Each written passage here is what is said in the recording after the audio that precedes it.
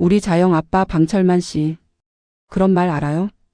일어난 모든 것은 사라진다. 지금 제 무릎에 아잔차 스님의 책을 올려놓고 있어요. 명색이 교회 성도인데 스님 책을 읽고 몇 번씩 되새기며 감탄하고 있네요. 솔로몬도 전도서에서 모든 것이 헛되다고 고백했듯 세월이 삶이라는 게 참 덧없네요. 산다는 게 뭘까요? 따지고 보면 선현들이 이미 설파했듯 잡초보다 딱히 나을 것도 없는 우리네 삶인데요. 100년도 못 살면서 1000년의 근심으로 사는 우리네 인간들. 과연 만물의 영장이라 할 수 있을까요? 삶이 유한하다는 사실을 모르는 사람은 없지만 모두 하나인 듯 악다구니처럼 살다 가잖아요. 저는 기독교에 헌신한 사람이고 내세를 당연히 믿어요. 한 번도 의심해 본 적 없어요. 그러므로 이 땅에서 유한한 삶을 사는 동안 욕심도 미련도 다 소용없다는 사실 잘 알아요. 그런데 정말 제가 의지한 신앙의 깊이만큼 그 가르침대로 살았는지는 의문이에요. 살면서 그렇게 욕심부리거나 남시기한 적은 없어요. 악다구니처럼 살지도 않았고요. 하지만 걱정은 옆구리에 늘 달고 살았어요. 그러고 보면 저 역시 남들과 똑같이 현세의 삶에 집착했었나 봐요. 지금 순간에도 당신 걱정, 자영이 걱정에 가슴이 미어져요. 분명히 하나님 믿고 내세를 믿는데 왜 이럴까요? 믿음이 부족해서일까요? 아니면 유약한 인간의 어쩔 수 없는 한계일까요? 저만의 첫사랑 방철만 씨. 제가 왜 뜬금없이 당신한테 편지 쓸 생각했는지 알아요? 남은 할 말이 많아서? 원망 때문에? 그것만은 아니에요. 당신과 살면서 때로 원망도 했고 미워도 해봤지만 사실은 이 고통을 이겨내기 위해서예요. 저는 이제 죽음을 예감해요. 받아들여야 하는 준엄한 현실 앞에 모든 걸 내려놓을 준비도 됐어요. 당신 말 안 들어 후회되는 일은 별로 없지만 딱 한 가지. 건강검진 제때 안 받은 건 정말 후회돼요. 어릴 때부터 가벼운 변비 정도는 달고 살았기에 심해진 변비도 피가 비쳐도 무심하다 못해 미련퉁이처럼 무시했어요. 술고래 당신 간만 걱정하고 때맞춘 검진에 신경 썼지. 설마 제게 그런 병이 깊어지고 있으리라고는 꿈에도 생각 못했어요. 집 장만하고 형편이 좋아지면서 결혼 이후 제대로 느껴보는 행복감에 무르녹아. 개개 풀어졌어도 유분수지. 사실은 어떻게든 이 병을 이겨내고 또 살고 싶어요. 이대로 죽기에 아직 지켜봐야 할 일이 너무 많아요. 하지만 문득 욕심이란 생각이 들었어요. 그래서 쓰기 시작했어요. 제가 죽더라도 이 편지는 남을 테니까 우리 지난 삶을, 제 삶을 새겨보고 싶어졌어요. 그게 이유예요. 사실 저 너무 무서워서 화가 나요. 왜 이런 몹쓸병이 제게 생겼는지 이해가 안 돼요. 남한테 상처 주지 않고 살아왔는데 오직 자영이랑 당신 잘 되기를 빌며 세상 좋아지기만을 염원하고 기도했는데 대체 왜? 모든 걸 내려놓을 준비 됐다고 큰소리 쳐놓고 아직 허푸념은 그대로네요. 인간이 원래 용렬할 수밖에 없는 유약한 존재지만 병 재발한 뒤 제 모습 돌이켜보면 조울증이 아닐까 싶기도 해요. 웃다가 돌아서서 울고 금방 좋았는데 금세 슬퍼지고 변화무쌍도 유분수지 하루에도 몇 번씩 그랬어요. 그래도 당신이 늘 제 곁을 지켜줬기에 그나마 견뎌내기 쉬웠어요. 자영 아빠? 나 아무래도 정신과 가봐야 하는 거 아닐까?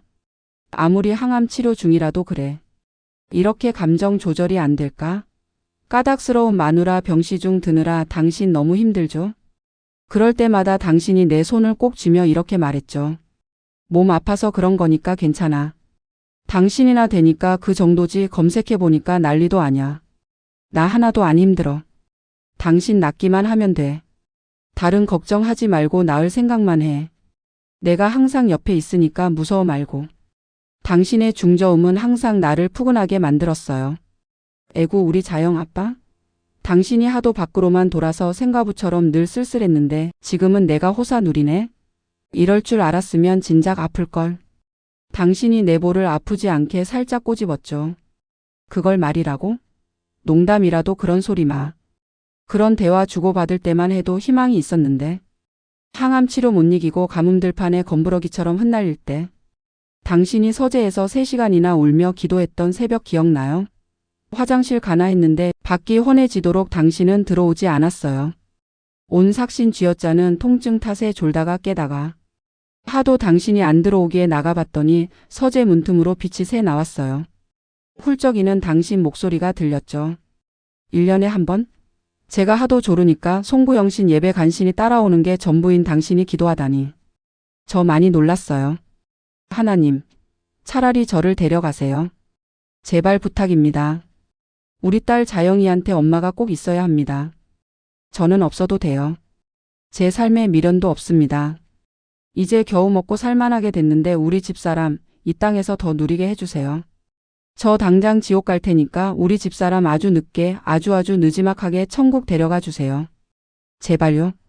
당신 절규에 저 역시 울음이 터졌고 뛰어나온 당신과 부둥켜 안은 채 정말 서로 원 없이 대성통곡했죠. 자영 아빠?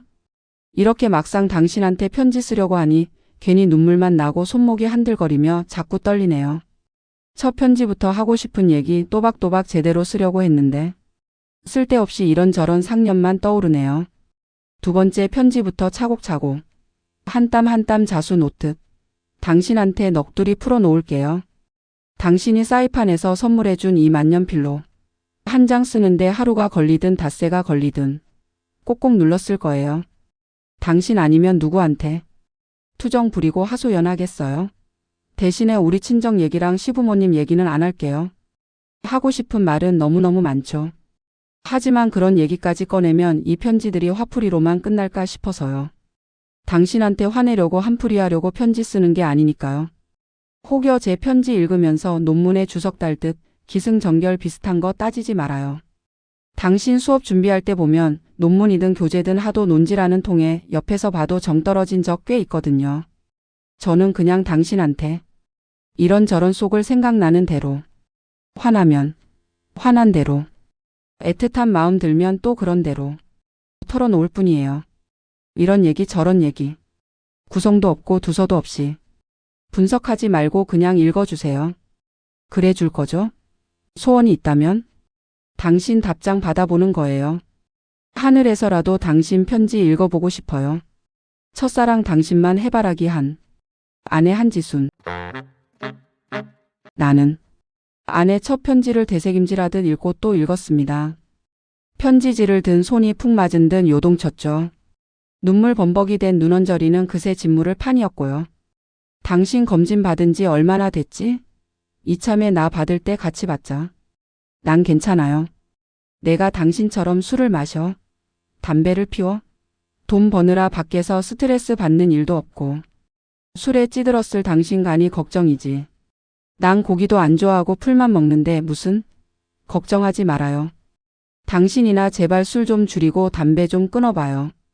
건강보험공단에서 해주는 거라도 받아. 내가 알아서 한다니까. 당신이나 걱정해요. 고양이 쥐 생각해요. 누가 누굴 걱정하셔?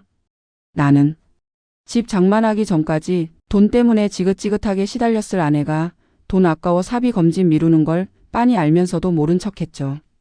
건강보험공단에서 통지 나오면 그거라도 알아서 받겠지.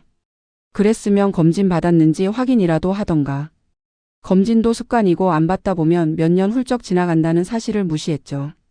굳이 변명을 늘어놓자면 누가 봐도 건전한 생활 습관을 지닌 아내에게 혹여 그런 병이 있을 줄 꿈에도 몰랐던 거죠.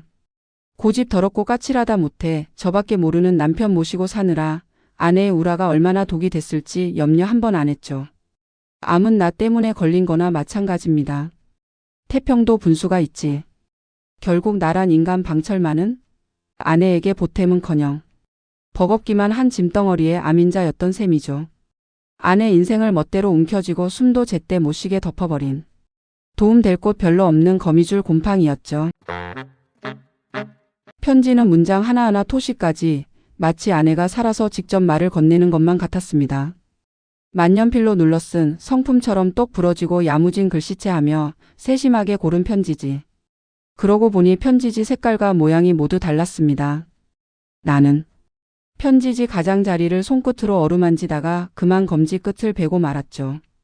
밴드로 대충 감싸고 눈을 감았습니다. 무섬증이 일었죠. 무섬증은 곧 죄책감이었으니까요. 첫 편지부터 아내는 작심한 듯 보였습니다. 논질하지 말고 읽어달라는 대목에서 잠깐 숨이 멎었죠. 겁이 났습니다. 끝까지 읽을 수 있을까? 혹시 처음 알게 될지도 모르는 아내 속내를 깊은 하소연을 감당할 수 있나? 자세히 살펴보니 아내는 자기 편지 다음 장마다 비닐 속지를 비워두고 있었습니다. 반드시 답장 써서 끼워달라는 묵시적인 부탁이었죠. 아니, 부탁이라기보다는 압박에 가까웠죠. 목덜미가 옥죄더니 가슴께로부터 소름이 돋았습니다. 자영 아빠? 소원이 있다면? 당신 답장 받아보는 거예요. 하늘에서라도 당신 편지 읽어보고 싶어요. 도저히. 오늘은 도저히 더 못 읽을 듯 싶네요. 한참을 망설이다 편지들을 다시 속지에 끼워 넣고 파일북을 상자에 담았습니다. 화장대에 올려놓고 안마의자에 앉아 몸을 젖혔죠. 늘 조곤조곤 속삭이듯 건네던 아내 목소리와 사슴 눈망울이 아른거렸죠. 자영 아빠? 저는 평생 하나님만 믿고 살았잖아요. 단 한 번도 원망해 본 적 없는데 한 가지 서운한 건 있어요. 늘 당신보다 하루만 더 살게 해달라고 기도했거든요. 우리 자영 아빠. 맘 여린 데다 외로움 잘 타고, 툭하면 상처 잘 받고, 내가 끝까지 옆에서 챙겨주며 달래주고, 다음날 떠나야 하는데. 갑자기 한기가 들었습니다. 안 되겠다 싶어 이불 속으로 파고들었죠. 시간이 지날수록 으슬으슬 추웠죠. 온몸이 떨리기 시작했고요. 등줄기가 스멀스멀하더니 이내 살몸살이 일었습니다. 이불을 머리끝까지 두르고 새우처럼 몸을 웅크렸죠. 좀처럼 한기가 가시지 않네요. 지랄병 맞은 것처럼 몸은 사정없이 흔들렸고 허파를 조인 탄갯줄이 끊어진 듯 정신이 아득했죠. 급작스럽게 숨쉬기조차 힘들었고요. 1년에 한 번? 12월이면 꼭 무슨 통과 이래처럼 들이닥치는 몸살 증세가 분명했습니다. 걱정이 앞섰죠. 한 번 아팠다 하면 대여세는 주검인 듯 옴짝달싹 못한 채 알아왔기 때문이죠. 그럴 때마다 아내는 열일 제쳐놓고 내 곁을 지켜줬고요. 마늘 진액과 강황가루 탄 꿀물에 양약도 모자라 한약방에서 맞춤으로 지어온 쌍화탕까지 따로 대령했죠.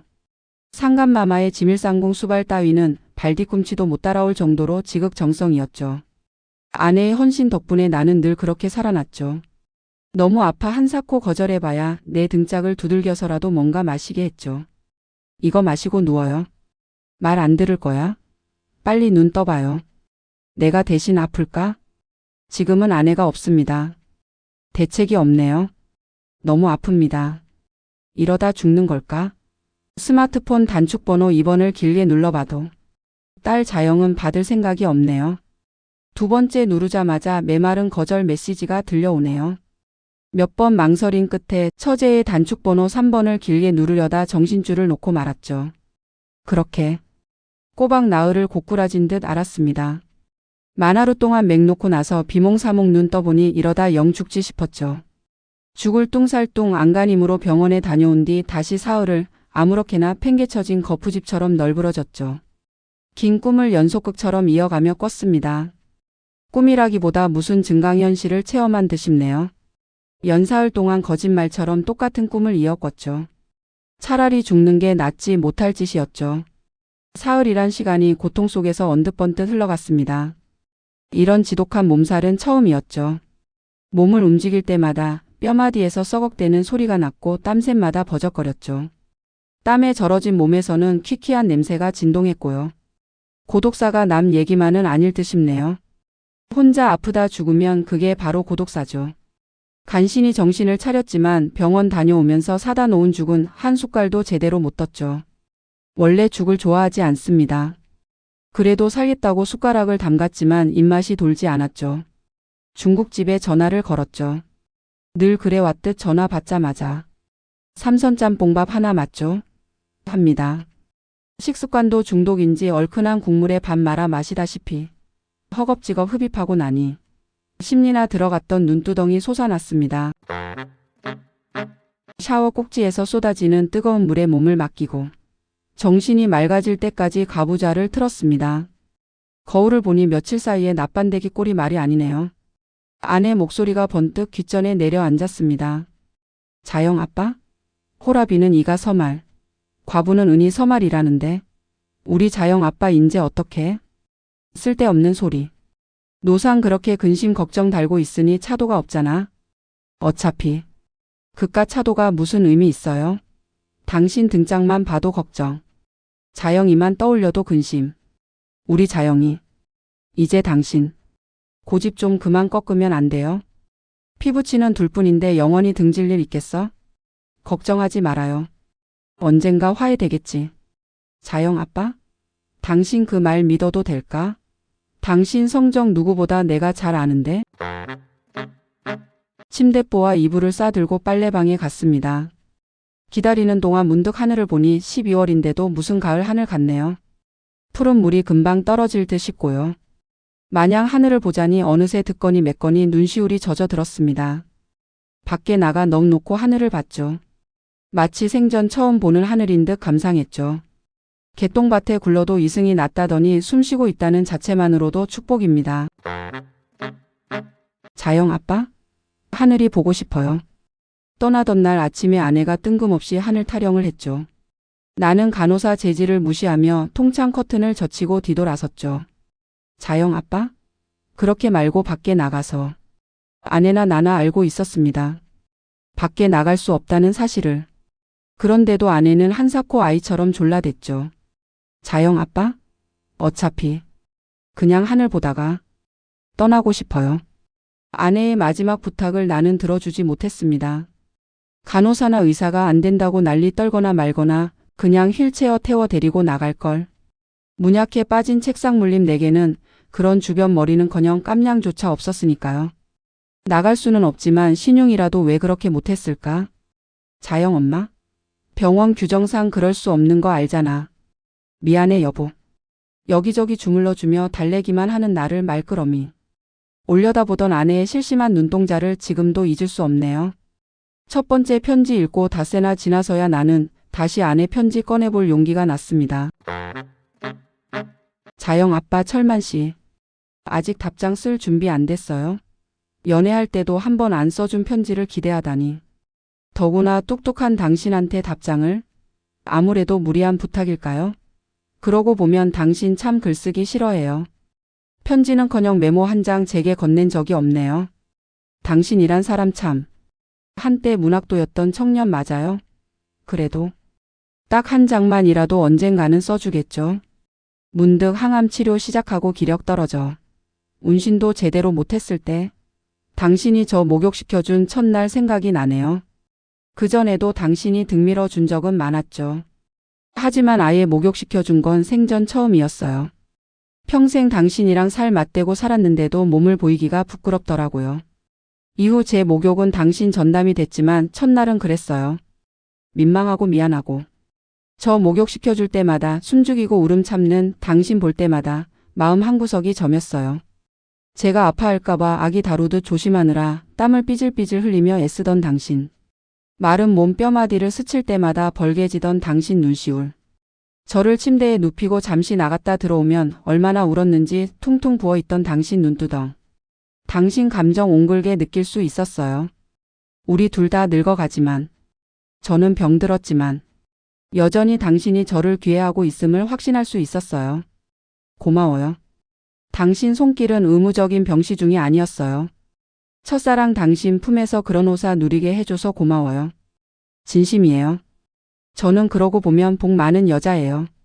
아무도 모르는 사람 일, 정답 없는 사는 일 속에서 항상 추억할 수 있는 뜨거운 사랑이 있었으니까요. 그 추억이 저를 버티게 했기에 너무 소중해요. 제 첫사랑 당신 품 안에서 눈 감을 거니까 더 고마워요. 첫사랑 품에서 눈 감는 여자가 세상에 얼마나 될까요? 그것만으로도 저는 행복해요. 당신 듣기 좋으라고 그냥 하는 소리 아니에요. 당신의 목련이 되고 싶었던 지순. 내 소중한 사랑 자영 엄마. 무슨 말부터 어떻게 시작해야 할지 모르겠어. 편지 쓰는 일이 익숙지 않아. 하지만 용기 내서 쓰기로 했어. 당신 소원이니까. 하늘에서 당신이 지켜볼 테니까. 내 답장 읽을 거니까. 평생 제대로 해준 것도 없는데. 이마저 들어주지 않는다면 나란 물건 사람이 아니니까. 아직 당신 편지 다 읽지 못했어. 당신 첫 편지 읽고 울다 지쳤는지 한 해 한 번 들까 말까한 몸살이 오는 바람에 나흘이나 된 통 알았어. 당신이 옆에 있었으면 맘 놓고 한 엿새 쉬었을 텐데. 당신 없이 난 아무짝에도 쓸모없는 물건이라는 사실을 다시 깨달았어. 자영이도 전화 안 받고 처제한테도 연락 못한 채 앓다 보니 그냥 고독사 하겠더라고. 죽기 살기로 병원 가서 주사 맞고 사흘 더 앓다가 겨우 몸 추슬렀어. 닷새 만에 정신 차린 뒤 두 번째 편지 읽고 답장부터 쓰는 거야. 당신이 하늘에서 애타게 기다릴까봐. 그렇지만 당신처럼 손글씨는 못 쓰겠어.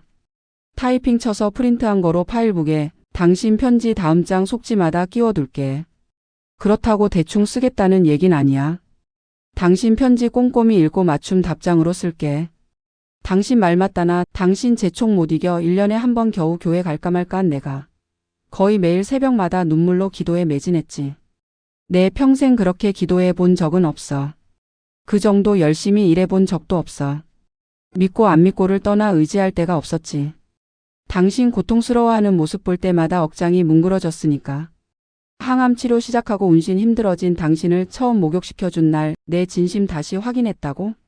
눈두덩이 퉁퉁 붓도록 울고 들어오는 내 모습 보면서 당신에 대한 사랑을 다시 확신했다고? 글쎄, 죄책감 때문이었어. 물론 당신 사랑하지. 내 목숨보다 더 사랑해. 미치도록 사랑해. 죽도록 사랑해. 그런데 사랑만 했지. 그 사랑을 제대로 보여주지 못하고 실천하지 못한 물건이 나란 인간이야. 당신이 병상에 누운 뒤에야 그걸 깨닫고 몸서리쳤으니 나란 인간 그냥 지렁이만도 못한 거야. 지렁이는 자기가 헤집는 모든 땅에 산소와 영양을 끊임없이 공급하지. 나란 인간은 당신 묶어놓고 수십 년 동안 내 뒤치다꺼리만 하게 했으니 내 사랑 타령은 그저 오만했던 거야. 오만한 사랑. 그래도 당신을 꿈에서나마 제대로 만나보고 싶은 마음은 거둘 수가 없어. 당신 첫 편지 읽고 앓을 때 연사을 악몽을 꿨어. 그때 당신 모습 언뜻 봤지만 그건 만난 게 아니었어. 그냥 스쳐 지나간 거지. 제발 한 번만이라도 내 앞에 진실로 나타나 주오. 당신 앞에 무릎 꿇은 채 펑펑 울고 싶어. 옛 생각에 저절로 눈물이 흐르네. 이런 이놈의 눈물. 울고불고 입속은 타고 마르는데 눈물이 무슨 셈도 아니고 도대체 마르지를 않아. 울다가 나도 모르게 아릿한 웃음이 번지네. 울다가 웃으면 거시기에 뭐 어쩐다는데. 우리 결혼식 피로연 때 내가 입었던 양복과 당신 투피스까지 발견하고 나는 잠깐 숨이 턱에 받쳤어. 이걸 여태 보관하고 있다니. 당신 꼼꼼한 성격 이길 사람 세상에 없어. 웬만한 꼼꼼쟁이는 당신 앞에서 명함도 못 내밀 거야. 더구나 결혼식 때 당신이 들었던 부케. 작약과 장미를 말려 코팅카드로 만들어 넣어놨더군. 카드에 견장처럼 작약과 장미를 배치하고 그 밑에 마치 인쇄한 듯 정성 들여 쓴 글씨. 백년가약이란 네 글자에 눈동자가 붙박였어. 백년가약, 백년가약, 백년가약. 도대체 눈물은 언제까지 시도 때도 없이 쏟아질 건지. 주저앉아 맥 놓고 울었어. 가슴께가 너무 아파서 쥐어파다시피 문질러 댔지만 소용없었어. 냄새에 민감한 당신이 절대 허투루 빨래할 리 없다는 사실 잘 알면서도 혹시 당신 살냄새 날까 싶어 투피스를 코에 대고 마시듯이 맡고 또 맡았어. 정말 나 이대로 살 수 있을까? 날이 갈수록 당신 생각이 또렷또렷 전두엽을 후비는데 당신과 연관된 눈꽃만한 무엇도 스치기만 하면 눈물샘이 터져버리는데 오늘은 그만 쓸게요. 못난 남편 철만. 아내에게 쓴 편지를 파일북 빈 속지에 끼워놓고 나는 창밖을 봤습니다. 시야가 뿌얘지네요. 아내의 편지를 발견한 뒤 일상이 돼버린 읽기와 답장 쓰기. 하루 이틀에 끝날 일이 아니란 건 알았지만 순식간에 20여일이 흘러간 건 몰랐습니다. 우리 자영 아빠. 너무나 사랑했던. 아니 영원히 사랑할 수밖에 없는 당신. 나만의 남자 방철만 씨. 아래층 어디선가 전을 붙이나 봐요. 창문 잠깐 열었더니 그새 기름 냄새가 확 올라오네요. 뭐라? 이거 돼지비계 냄샌데? 굽는 게 아니라 비계 두를 때 나는 특유의 냄새. 그냥 삼겹살 굽는 냄새랑은 또 다르잖아요. 혹시 녹두전 부치는 걸까요? 아, 녹두전 먹고 싶다. 그러고 보니 제가 제일 좋아하는 녹두전 부쳐본 지도 꽤 됐네요. 아프기 전에는 일주일이 멀다 하고 부쳤는데 어느 순간부터 만사 귀찮아지더니 집안일 손 놓은 지가 벌써. 당신 치닥거리도 못해주고 미안해요. 지금 저는 LS2를 오랜만에 듣고 있어요. 당신하고 살면서 투정도 원망도 수없이 했고 후회도 했지만 누가 뭐래도 당신은 제게 저 노래 가사 같은 사람이었어요. 제게 항상 웃음을 줬고 희망을 주는 사람이었어요. 이 순간 우리 베란다 카페를 그 옛날 몽마르트라고 상상해요. 눈 감으니 어제 일처럼 모든 순간이 파노라마로 지나가요. 자영 아빠? 지금쯤은 자영이랑 몽원이랑 어떻게 살고 있는지 알고 있겠죠? 지혜더러 저 떠나고 나면 바로 당신한테 얘기하라고 했으니까요. 설마 아직도 화내고 있는 건 아니겠죠? 그러지 말아요. 우리 젊었을 때 생각해봐요. 걔들도 똑같아요. 우리가 결혼 선언했을 때 양가 부모님 모두 얼마나 반대했어요? 당신은 아버지한테 매도 맞았잖아요. 우리 부모님은 어쩌고? 직업도 없이 누구 뒷바라지로 박사 따고 보따리 장사하며 어느 세월에 정교수 되겠냐고 길길이 뛰셨잖아요. 그런데 결국 양쪽 부모님들 다 지셨어요. 세상에 자식 이기는 부모 없어요. 그건 우리도 그래야 한다는 말이에요. 자식이랑 적지고 살 수 없으니까요. 우리 사위 김몽원. 이제 당신 적극적으로 몽원이를 알아가야 해요. 아니 자식으로 받아들여야 해요. 검증은 제가 이미 끝냈어요. 썩어 빠진 가부장 전통에 목마 타듯 올라타고 아직도 위세 떠는 얼치기만도 못한 한국 남자들 속에서 몽원이는 보석 같은 사나이예요. 어떤 경우에도 자영이 눈에 눈물 나게 할 남자 절대 아니에요. 이리 떠보고 저리 떠보고 수없이 고민하고 내린 판단으로 제가 보증해요. 당신은 애들 얘기만 나오면 생각 없이 마구 던졌죠. 서구 애들처럼 18이면 무조건 독립시켜야 해. 맘대로 하고 싶으면 자기들이 벌어먹고 살면서 그러라고 해. 당신 어떨 때 보면 참 말을 모지락스럽게 해요. 당신 본심 아닌 거 아는데 말은 왜 꼭 저렇게 쥐어짜죠? 이젠 그러지 말아요. 당신 말이야 맞는 얘기죠.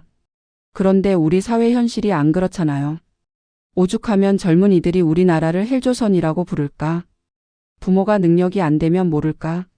그들의 자조 섞인 토로를 모른 척할 수 없어요.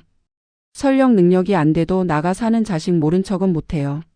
어깨 늘어진 젊은이들이 뛸 수 있는, 노력만 하면 어떻게든 살아갈 수 있는, 미래를 희망으로 계획할 수 있는 우리 사회가 아니니까요. 우리 젊었을 때 돌이켜보세요. 당신이 술만 취하면 버퍼링처럼 반복하던 주정 기억나요? 당신 하나님한테 기도 좀 해봐. 싹수 그른 인간들에게 그만 맡기고 하나님이 당장 이 땅 직접 통치해달라고. 이게 사람 사는 세상이야? 끼리끼리만 짬짬이로 챙긴 기득권 움켜쥐고 울타리 바깥 사람은 사람 취급도 안 하는. 개밥그릇만도 못한 세상 제발 망하게 해달라고 기도 좀 해. 시간 강사료가 얼마나 된다고 그걸 또 떼가? 말만 교수지 완전 도둑놈들. 뭐? 부교수 짜리가 이러? 지나가는 개가 웃겠다. 소위 지식인이라는 새끼들도 저 지랄인데 나머지는 오죽하겠어? 제발 기도 좀 해봐. 이놈의 세상 그만 접수하시고 싹 쓸어달라고. 소돔과 고모라의 유황불 내리셨듯이. 도대체 하나님은 인간 따위에게 뭘 더 기대하고 이 더러운 세상을 내버려 두시는 거야? 당신. 술만 취하면 레코드판처럼 틀어대던 주정 기억나요? 전 아직도 토시까지 외워요. 여보. 누가 뭐래도 제 삶의 전부였던 저만의 남자 방철만 씨. 당신이랑 자영이 걱정할 필요 없었다면 이렇듯 편지 쓰려고 하지 않았을 거예요. 그 걱정 때문에 세상 떠날 때 아무래도 저 눈 못 감아요. 편지 쓰기 시작했을 때는 아주 길게 제 인생사를 다 털어놓고 싶었어요. 하지만 서둘러 마무리부터 해야 할 듯 싶어요. 시간이 혹 더 주어지면 편지 이어가겠지만 그건 그때 얘기고요. 이제 제게 주어진 시간이 얼마 안 남았나 봐요. 생각해봐요. 자영이한테 당신 뭘 더 기대하죠? 걘 이미 우리한테 효도 다 했어요.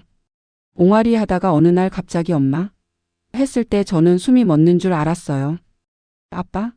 소리까지 했을 때 당신은 아예 기함했잖아요. 엉금엉금 기다가 걷기 시작하더니 어느새 뛰어와 와락 안길 때 우리 둘 다 기절할 뻔했어요. 뽀뽀?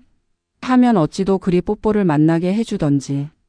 다 커서도 아빠 엄마 옆에 착 달라붙어. 온갖 아양 다 떨어 웃음바다를 만들어야 직성이 풀리던 자영이. 세상에 하나밖에 없는 우리 딸. 자라면서 자영이가 부모 속 한번 제대로 썩인 적 있나요? 누구라도 자기 자식이 보물이겠지만 자영은 남달랐어요. 자기 의견은 강했지만 단 한 번도 우리 가슴 아프게 한 적 없어요. 6살 때 장염 심하게 걸렸을 때 말고요. 그건 걔 탓이 아니니까 빼고요. 오랫동안 수험생들만 상대했으니 당신이 더 잘 알잖아요. 부모 가슴에 목 콕콕 박는 애들이 얼마나 많은지. 강사 속까지 너덜너덜해질 만큼 말 안 듣는 애들 천지라고 당신이 늘 그랬잖아요. 자영이는 사춘기도 조용히 넘어갔어요. 고3 때도 그랬어요.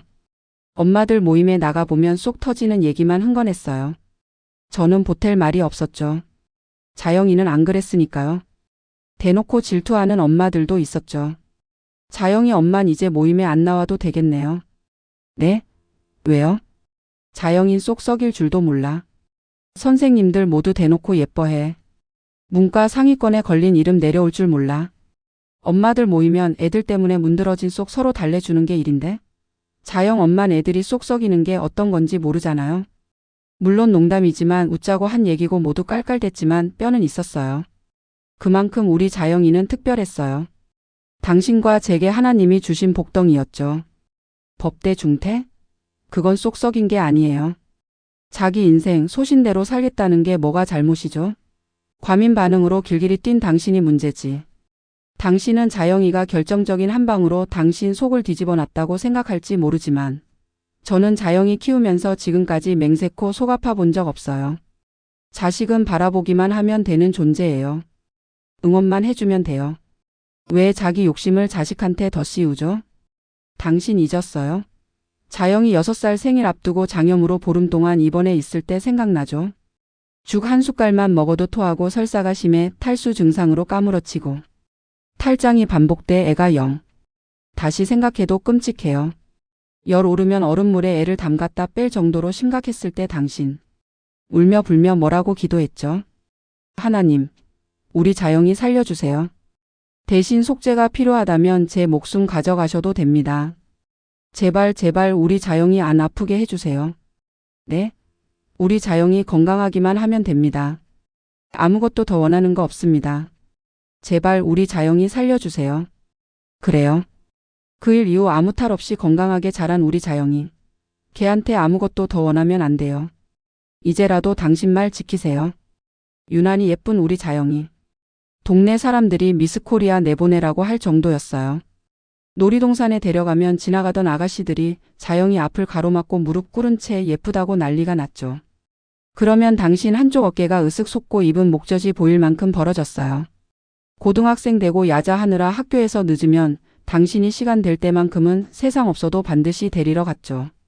당신한테는 마누라보다 1순위인 술 약속이 있어도 자영을 집에 꼭 데려다 놓고 나갔어요.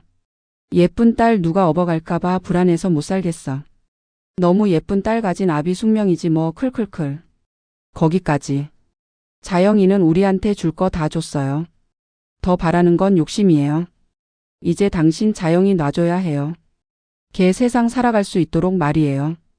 실패도 인생, 성공도 인생이에요. 당신은 이제 그만 사랑만 주면 돼요. 여보 자영 아빠? 지금 잠깐 일어나서 서재 잠금 서랍 열어보세요. 거기에 밤색 상자 있을 거예요. 상자 안에 보자기로 싸서 묶어둔 돈뭉치 꺼내보세요. 5만 원권 100장씩 세 덩이랑 자영이 돌잔치 때 들어온 반지들.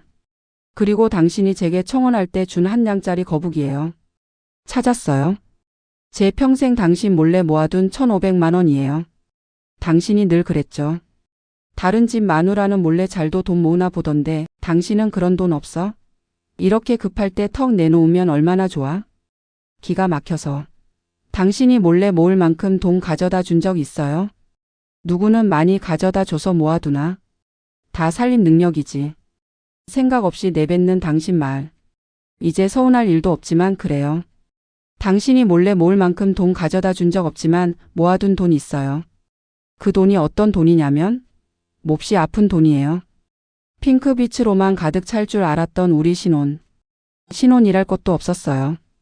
바로 배불렀고 살림해야 했고 당신 대신 돈 벌어야 했으니까요. 당신이 제 속 썩일 때마다 자영이 안고 얼마나 울었는지 몰라요.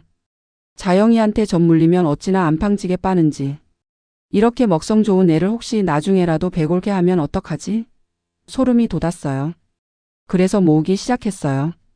당신이 친구들 후배들 술 사주고 고주망태로 들어올 때마다 끓이던 해장국, 북엇값, 콩나물값 깎아 몇 푼. 의논 한마디 없이 당신이 덜커덩 친구 빚보증 서줬다가 부모님들이 마련해 주신 전세금 날려먹고 월세로 전전하면서 먹고 싶은 거 안 먹고 몇 푼. 동네 아줌마들이 때깔 자르르한 란제리 자랑할 때마다 이 악물고 낡을 대로 낡은 브래지어 팬티 해지도록 입으며 아끼고 아껴 몇 푼.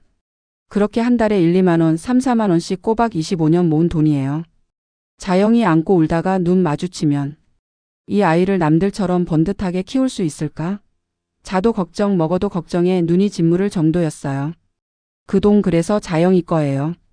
몽원이 아버님이 걔들 전세금 마련하실 때는 물론 지혜가 걔들 쇼핑숍 자금 빌려줄 때도 그 돈 안 꺼냈어요.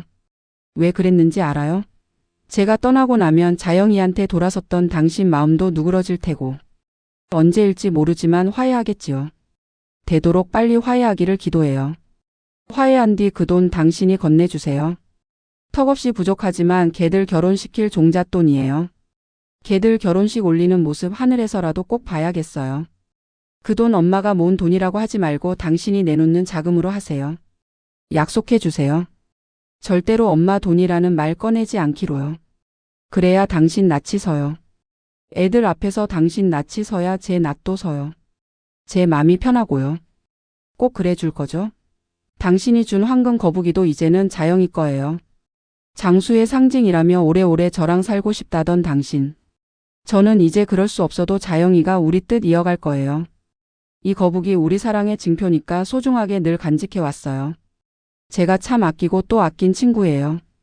아무리 어려워도 자영이 분유가 떨어져도 절대로 팔지 않았죠. 자영이한테 물려주려고요. 돌 반지들도 마찬가지고요. 언젠가 자영이 애 낳으면 전해주려고 했는데 미리 주는 거예요. 독신주의자가 아닌 한 드레스는 여자의 로망이에요. 물론 자영이 생각은 좀 다르더라고요. 엄마? 난 결혼 안 할 거예요. 동거만 할 거야. 둘이 그렇게 이미 합의했어. 평생 살아도 그럴 거야. 그게 말이 되니? 남들 눈은? 남들 눈이 뭐가 중요해? 시대가 달라졌어요. 결혼 제도는 가부장 위세에 짜맞춘 낡은 관습일 뿐이에요. 난 싫어. 세상이 달라졌어도 엄만 그 꼴 못 본다. 여기가 프랑스니? 나는 너 꼭 드레스 입는 모습 볼 거야. 결혼식 안 올려도 드레스는 입을 수 있어. 엄만 어떨 때 보면 참 구식이야. 구식이라도 상관없어. 우리나라가 프랑스처럼 되려면 앞으로도 수십 년은 더 걸려. 난 우리 딸이 남들 입길에 오르내리는 꼴 절대로 못 봐. 알았어. 나중에 우리가 벌어서 할게. 너무 걱정하지 마세요. 너 드레스 입는 모습 엄마는 꼭 보고 말 거야. 엄마가 드레스는 맞춰주시게? 당연하지. 우리 딸 세상에서 제일 예쁜 신부가 될 테니까. 자영 아빠? 우리 자영이 속으로는 어떨지 몰라도 생전 엄마 앞에서 말 거스른 적 없어요. 가끔은 어떻게 저런 딸이 저한테 왔을까 하는 생각이 들어요. 아무튼 자영이가 드레스를 싫어하는 눈치는 아니더라고요. 어쨌거나 사랑하는 사람 앞에서 만년설보다 눈부신 드레스를 입고 어깨선을 수줍게 드러내 보이는 그 순간이 얼마나 소중한 추억이 되는지 남자들은 잘 몰라요.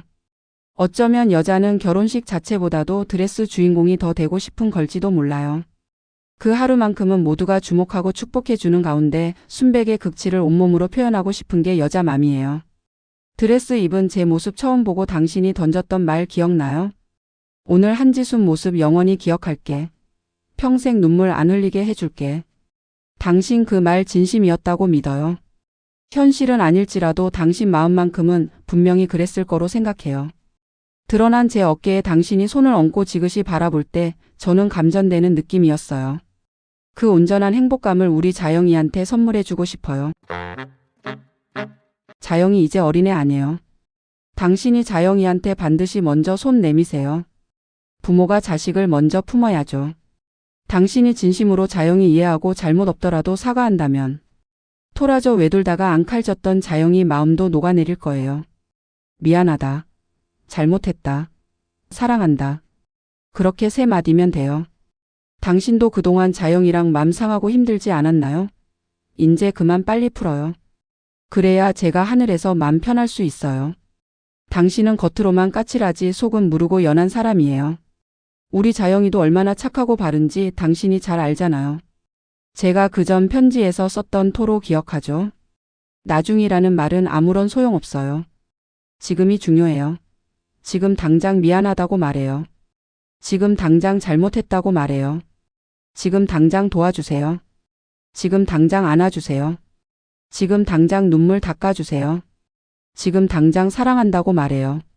지금 당장 사랑해주세요. 나중에. 다 필요 없어요.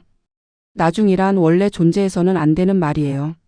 나중이란 말은 그저 황홀한 착각일 뿐이에요. 갑자기 숨이 가빠지네요. 오늘은 이만 쓸게요.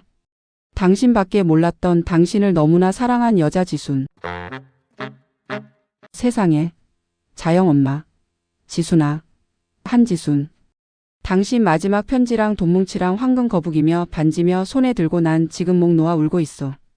무엇보다도 아끼고 아껴 25년 동안 모았다는 1,500만 원. 이건 돈이 아니야. 당신 피땀 뺀 눈물이지. 돈 벌어다 주기는커녕 빚보증에 술판에 돈 날려먹기 바빴던 모렴치한 버러지랑 살면서 어떻게 그 돈을 모았어?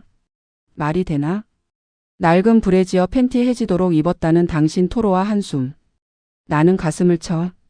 자영이 갓난 아이 때 툭하면 내가 당신한테 싫은 소리 했지. 내가 돈 많이 못 벌어준다고 시위하는 거야? 그깟 브래지어 팬티 몇 푼이나 한다고 다 떨어진 걸 입어? 아직 입을 만해요. 구멍이 숭숭 났는데 뭘 입을 만해?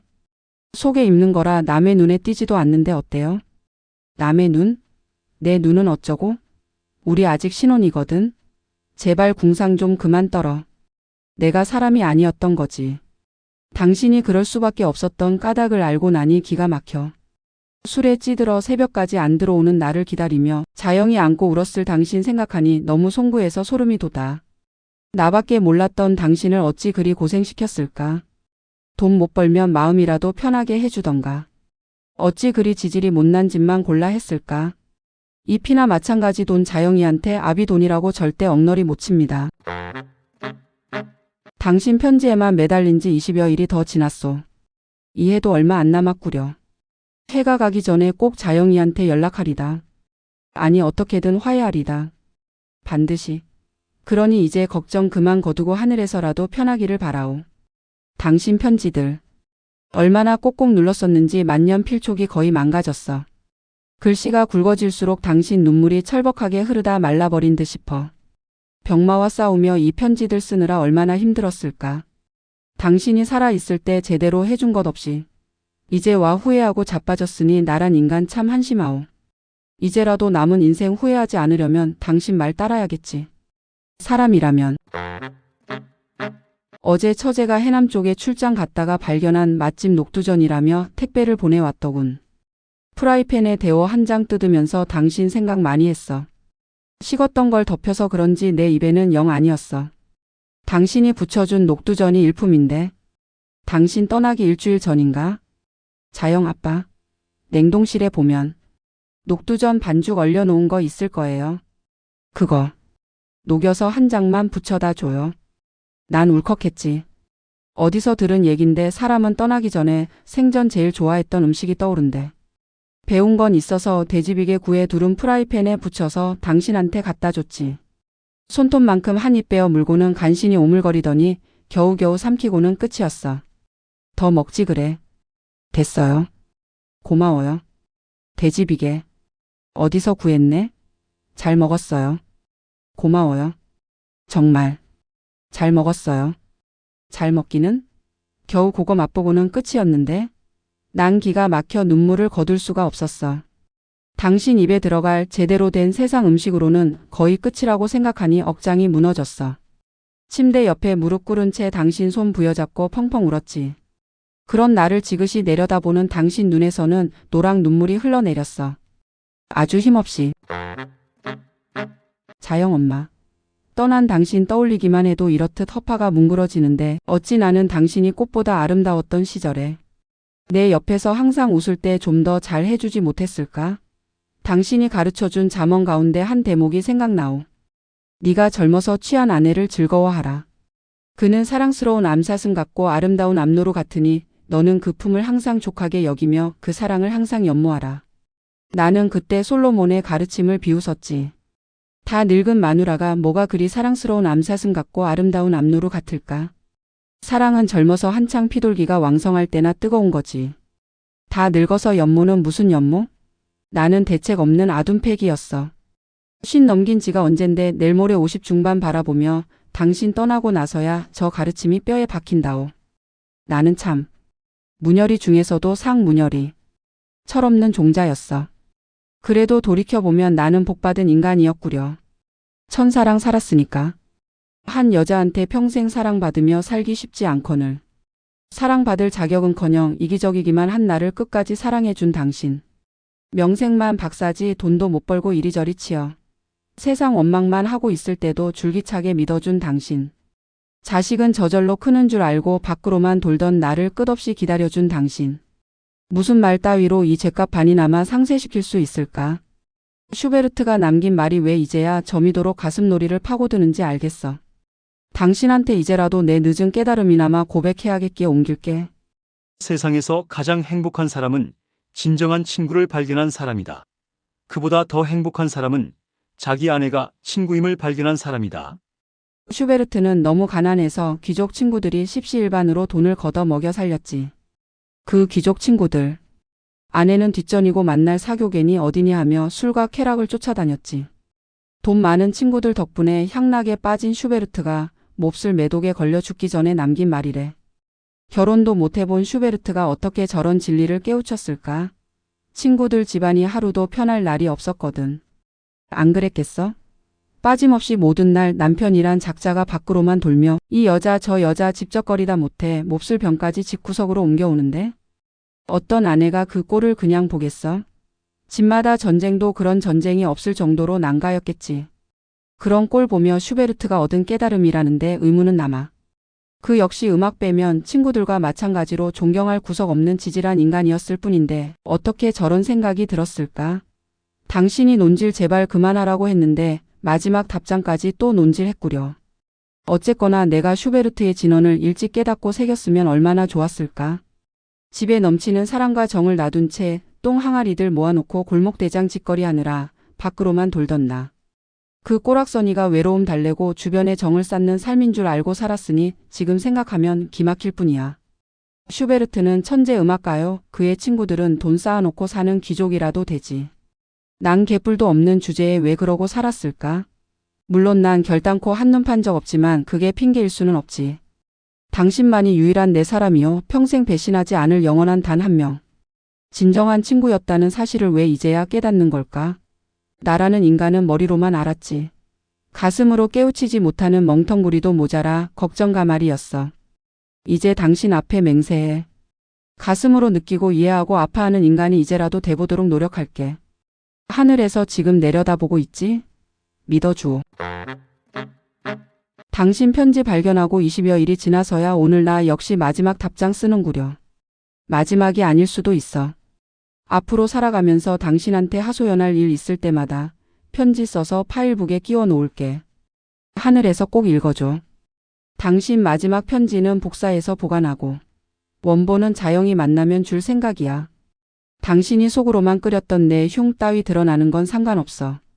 당신이 딸을 얼마나 사랑했는지 걔도 알아야 하니까. 필치 획마다 저미도록 스며있는 당신 회한과 사랑을 자영이도 느껴야 하니까. 세상 모든 엄마가 자식을 사랑하겠지만 당신한테 자영이가 얼마나 더 특별한 존재였는지 보여줘야만 해. 지금 나는 양희은의 노래 사랑 그 쓸쓸함에 대하여를 들으며 으스름 달빛이 내려앉은 둔치를 내려다보고 있어. 조금 있으면 해가 뜰 텐데 처연한 달빛은 뭐가 그리 아쉬움이 남았는지 꺼풀만 남아 바람에 흔들리는 억새를 어르고 있어. 이 노래 병 재발한 뒤 당신이 유난히 자주 들었지. 노래 들으며 가끔 훌쩍이기도 했지. 이제 와 생각해보니 당신은 그때부터 죽음을 예감했나 봐. 병이 깊어질수록 당신은 무덤덤해졌고 아무렇지도 않게 저 노래 가사를 읊조리기까지 했어. 사실 나는 싫었어. 당신이 따라 부르는 가사가 불온한 상상을 불러왔고 내리에 꽂힐 때마다 진저리를 쳤지. 나는 끝까지 아무것도 믿고 싶지 않았어. 쓸쓸하다 못해 으스스하게 몸을 죄는 저 노래 가사가 당연히 싫었지. 당신 그 노래 좀 안 들으면 안 돼? 왜요? 싫어요? 당연히 싫지. 너무 어두워. 뭘 따라 부르기까지 해?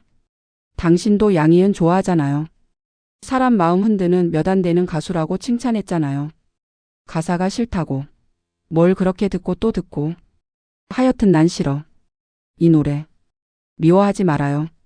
가벼운 노래 아니에요. 언젠가 당신도 좋아하게 될 거예요. 당신 말대로 지금. 내가 이 노래를 찾아 듣고 있어. 정성화의 기타 반주까지 노래 시작하기도 전에 창자를 틀어쥐고 흔들어.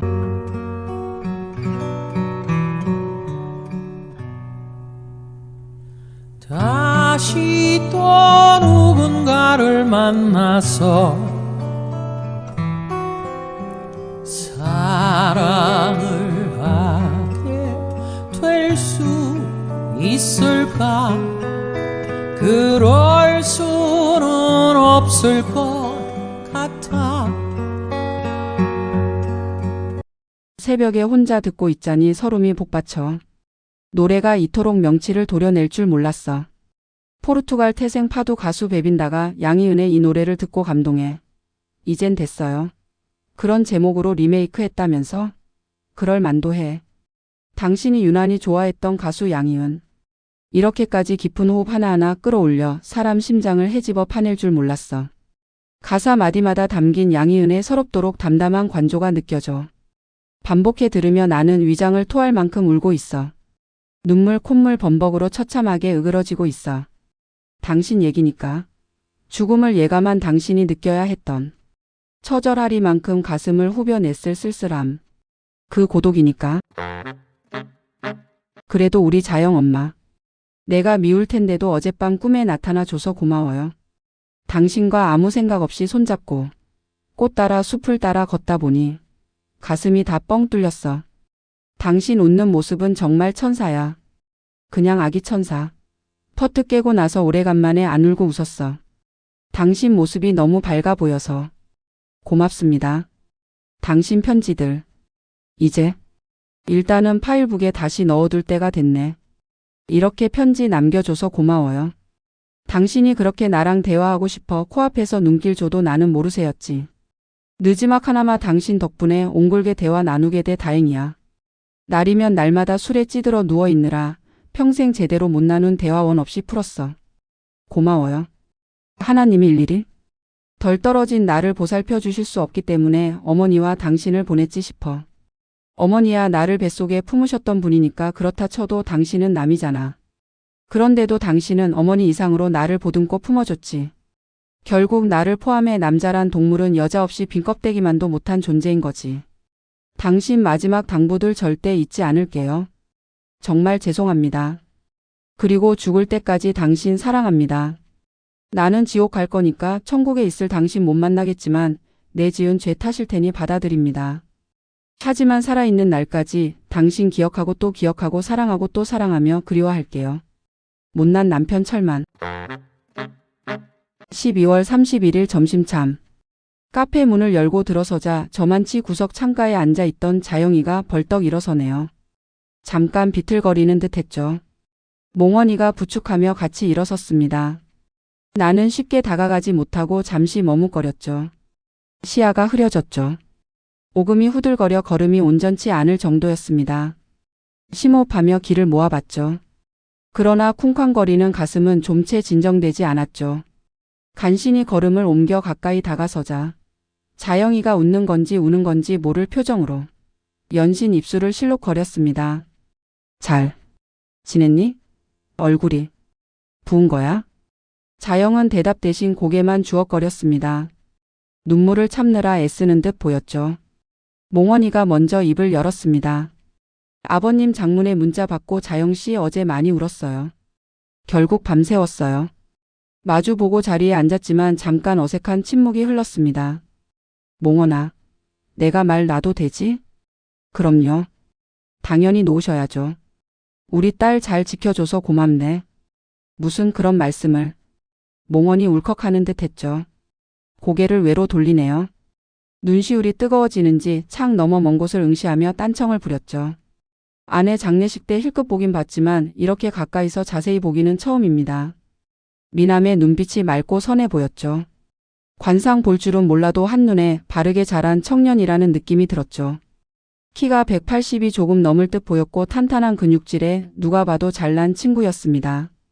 저렇게 잘생긴 남의 집 귀한 자식을 미워하고 욕하며 원망했던 나 자신이 부끄러웠습니다. 우리 딸 손 좀 잡아보자. 손을 내밀자 자영이가 천천히 두 손을 내밀었습니다. 엄마를 닮아 자영이 손도 차가웠죠. 내 손 온기가 전해지는지 힘을 주더니 갑자기 울기 시작했습니다. 나 역시 참았던 울음이 터져 나왔죠. 누가 보든 말든 상관없습니다. 부녀가 손 부여잡고 울자 몽원도 슬금슬금 훌쩍거렸죠. 저렇듯 멀쩡한 데다 공감 능력까지 모자람 없는 남의 집 귀한 청년을 아프게 한나. 미안한 마음이 들었습니다. 더구나 눈언저리가 물러지기 시작한 자영을 보고 있자니 가슴께가 미어졌죠. 하고 싶은 말을 더 미룰 수 없었습니다. 미안하다. 이 아비가 그동안 잘 못했다. 사랑한다. 아빠, 저도 죄송해요. 마음 아프시게 해서. 저도 아빠 진심으로 사랑해요. 네 잘못 없다. 내 사랑이 일방적이고 미련했던 게지. 이제 그따위 오만한 사랑은 하지 않을게. 너무 자책하지 마세요. 저도 아빠한테 잘한 거 없어요. 자책이 아니다. 난 평생 언어가 문제였다. 진심이 아닐지라도 화나면 던지는 말마다 포악했어. 인정한다. 엄마랑 너한테 상처 많이 줬지. 후회해. 나는? 박사하기가 부끄러운 언어폭력배에 불과했어. 용서해다오. 그런 말씀 마세요. 전 언제나 아빠 존경해 왔어요. 존경받을 자격 없다. 그냥 용서만 해다오. 다시는 안 그럴게. 하늘에 계신 네 엄마한테 더 부끄러워지고 싶지 않아. 자영이 간신히네. 하고 가늘게 던지고는 숙연한 표정을 지었죠. 자신을 언어폭력배였노라 고백하는 아빠 앞에서 말 더 보태는 게 겸연쩍은 모양이었습니다. 언어폭력배. 솔직한 고백입니다. 가부장 권위에 올라탄 상명하복 문화가 여전한 한국 사회에서 수많은 윗사람이 언어폭력을 일삼죠. 조직 사회에서는 말할 것도 없습니다. 내가 속했던 세상에서 보고 배운 게 그것밖에 없으니 나는 집에서조차 식구에게 아무렇지도 않게 언어폭력을 휘둘러 온 거죠. 세월을 돌이킬 수 없으니 용서를 구할 수밖에요. 몽원이한테도 사과하마. 미안하다 몽원아. 내가 너무 이기적이었다. 용서해다오. 아닙니다. 괜찮습니다. 괜찮기는? 나 원망 많이 했을 거 아냐? 사과할게. 지난번 장례식 때 내가 해도 너무 했어. 정말 잘못했네. 용서해주게. 아닙니다. 저 절대로 아버님 원망 안 했습니다. 눈을 동그랗게 치뜨고 허둥허둥 손사래까지 쳐가며 한사코 부인하는 몽원을 보자니 왠지 귀여운 구석이 느껴지네요. 자세히 볼수록 호감이 가네요. 신뢰와 안정감이 옹골진 목소리하며 이런저런 그간 못다 한 얘기를 나누고 나니 속이 후련했습니다. 나는 들고 온 종이 가방을 자영이한테 건넸죠. 이게 뭐예요? 네 베넷 저고리랑 베넷 머리다. 지난번에 맘먹고 장롱 정리했다. 엄마 성격 알잖아. 옷들이며 가지가지 어찌나 갈무리를 잘해놨는지. 진공 포장기로 압축해둔 옷까지 살피다가 발견한 거야. 옛날 생각나서 이리저리 만져보고 보래도 대보고. 아빠 많이 울었다. 다시 압축 포장했어. 이젠 네가 갖고 있어야 하니까. 엄마 그리울 때마다 꺼내서 봐라. 이 베넷 머리. 저 수능 때 시험 잘 보라고 주셨던 그거 맞죠? 그래. 중국에서는 베넷 머리로 테모필이라고 붓 만들어서 과거 시험 보러 갈 때 줬거든. 우리 조상들은 붓까지는 아니라도 과거 보러 갈 때 품속에 소중히 간직하라고 주셨지. 미신이고 속설이라도 우리네 전통이니까.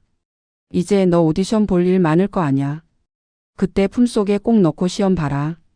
베넷 저고리와 베넷 머리를 받아든 자영의 손이 미세하게 떨렸습니다. 두 볼 가득 주르르 흘러내리는 눈물을 보고 나는 고개를 돌렸죠.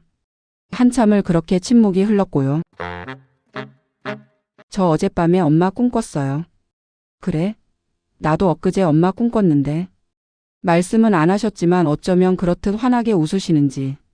내 꿈에서도 엄마가 그렇게 웃더라. 젊었을 때 모습 그대로. 그냥 천사였어. 꿈이 어찌나 선명하던지 깨고 나서도 여운이 가시지 않았어. 맞아요.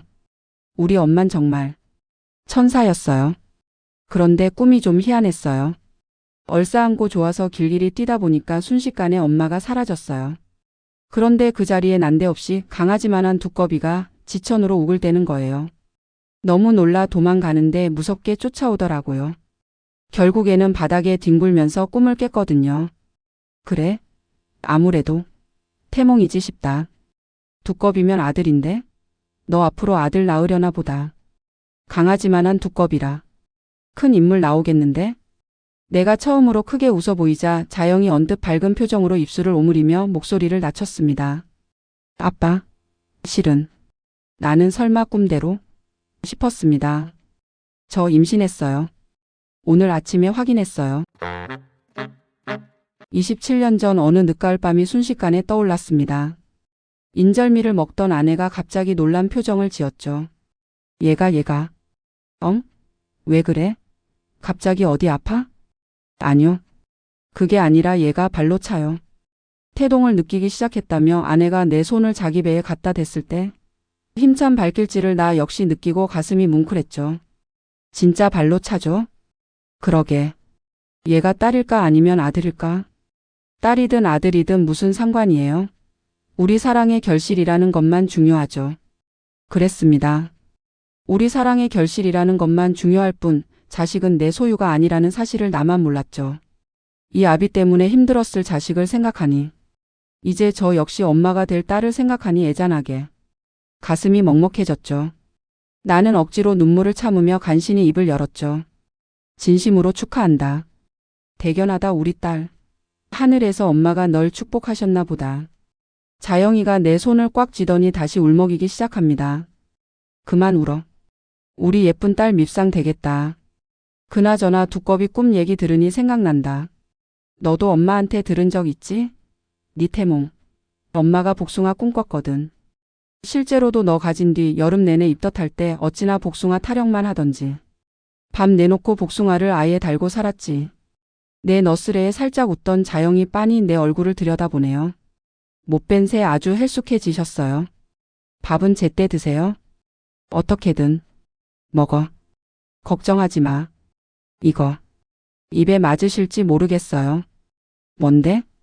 아빠가 하도 좋아하시니까 엄마가 배워두라고 해서 배운 거예요. 나박김치예요.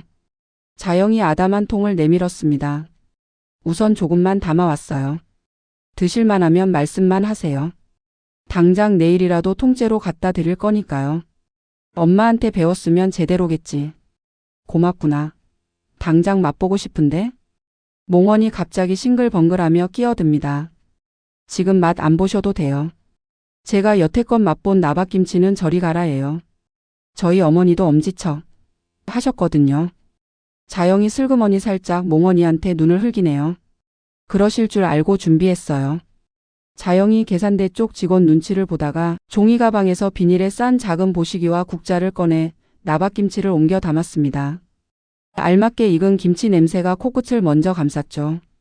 익숙하고 반가운 냄새였습니다. 모양과 색깔이 일단 안의 김치와 똑같았죠. 알맞게 썬 배춧잎과 물을 국물과 함께 숟가락으로 담뿍 떠 천천히 맛을 봤죠. 아주 천천히. 음미했습니다. 이런 세상에. 사철 입에 달고 살았던 그 나박김치였습니다. 나는 몽원이가 앞에 있다는 사실도 잠깐 잊은 채 보시기 가득 더 떠서 허겁지겁 흡입했죠. 굶은 사람처럼 언뜻 정신줄을 놓았습니다. 시원하고 알근한. 아내만의 전매 특허인 국물이 식도를 훑으며 감돌더니 번뜩 아내 얼굴이 떠올랐습니다. 하여튼 우리 자영 아빠? 당신은 참 복스럽게도 먹어요. 치아가 일품이라 그런가? 어쩌면 배춧잎 씹는 소리가 그렇게 상쾌해요. 그냥 아삭아삭도 아니고. 소리만 들어도 침 넘어가요. 당신 나박김치가 일품이라 그래. 아내는 내가 뭐 먹을 때면 꼭 턱을 받치고 바라봤죠. 내가 잘 먹는 모습만 봐도 행복하다며 한박 웃음을 후식으로 내놓았죠. 아빠, 그만 드세요. 빈속 훑겠어요. 그래. 아빠 입에 맞으시다니 다행이에요. 은근히 걱정했거든요. 엄마 김치 그대로다. 몽원이 말대로 엄지척이다. 언제? 이렇게 완벽하게 배웠니? 엄마 아프면서부터 다른 건 몰라도 이것만은 꼭 배우라고 하셨어요. 한겨울에도 국수 말아 드실 정도로 좋아하시니까 항상 냉장고에 채워드리라고 신신당부하셨어요. 다른 건 몰라도 이것만큼은 떨어지지 않게 해드릴게요. 아빠 술 드신 다음날 해장국 대신 꼭 찾으시잖아요. 고맙다. 그런데 술은? 아빠 술 끊었다. 자영의 눈동자가 확장했습니다. 못 믿는 눈치네요. 엄마 편지. 마지막 소원이기도 했고 아빠도 오랜 세월 술에 휘둘린 삶이 지겨워졌다. 안 그래도 큰 자영의 눈이 마구마구 호두만큼 팽창했죠. 입술을 꼭 다문 채 내 눈을 빤히 들여다보며 잠시 상념에 빠진 듯 했습니다. 그러나 이내 밝은 웃음을 보였죠. 아빠는 자신한테 한 약속은 꼭 지키시는 분이니까 믿어요. 믿어주니 고맙다. 아빠도 과거와 다른 제2의 인생을 살고 싶다. 엄마 만나러 갈 때까지. 이제 술 안 드시면 뭔가 취미가 있으셔야 하는데. 책 쓸 거야. 그동안 잊고 살았던 글쓰기에 술 대신 빠져보련다. 수필집 낼 거야. 이제 아빠 입으로 외롭다는 말 절대 안 꺼낸다. 그리고 내년 봄에 후배들과 함께 평촌 학원가에 내신 수능 전문 학원 차릴 계획이야. 응원해다오. 아빠 믿어요. 힘내세요. 엄마랑 판박이인 한박 웃음으로 화답하는 자영의 얼굴을 보고 있자니 나도 모르게 듣거니 맺거니 다시 눈물이 흘러내렸죠. 할 말이 더 남았는데도 쉽게 입이 떨어지지 않았죠. 그런 나를 보고 자영이 눈가에도 다시 그렁그렁 눈물이 맺혔습니다. 자영아, 줄 게 또 있다. 이거 받아. 엄마가 남긴 편지 중 마지막 장이다. 원본이야. 만년필로 꼭꼭 눌러 쓴 필지마다 스민 엄마 숨소리까지 느껴봐. 복사해 두고 이건 너한테 주려고 가져왔어. 집에 가서 읽어. 지금은 안 돼. 그리고 이 상자 열어봐. 조심조심 상자를 열어 살펴보던 자영이가 화들짝 놀라더니 얼른 뚜껑을 닫았습니다. 이 돈, 금 거북이, 반지들. 이게 다 뭐예요? 얘기하자면 길다. 자세한 건 엄마 편지에 다 적혀 있어. 엄마가 남기고 싶은 마지막 말까지. 집에 가서 몽원이랑 찬찬히 읽어보고 어떻게 쓸지는 네가 생각해. 지금은 안 돼. 집에 가서. 아빠가 미련한 탓에 너무너무 멀리 돌아온 이 소중한 자리를 눈물 바다로만 마무리하고 싶지 않다. 내가 오른손을 내밀자 자영이가 두 손으로 잡았습니다. 왼손을 내밀며 몽원의 눈을 지그시 바라보았죠. 몽원은 몸을 앞으로 숙이며 자영처럼 내 손을 두 손으로 감쌌고요. 감싸 쥔 몽원의 두 손에서 힘이 느껴졌습니다. 나만큼이나 손이 뜨거웠죠.